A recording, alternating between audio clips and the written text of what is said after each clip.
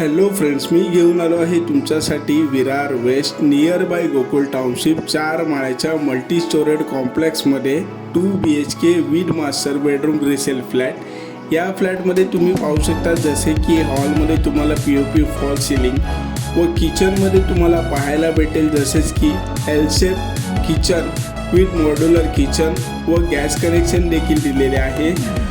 हा तुमचा 2 BHKचा फ्लॅट असून सेकंड बेडरूम हा तुमचा विथ मास्टर बेडरूमचा फ्लॅट असणार आहे।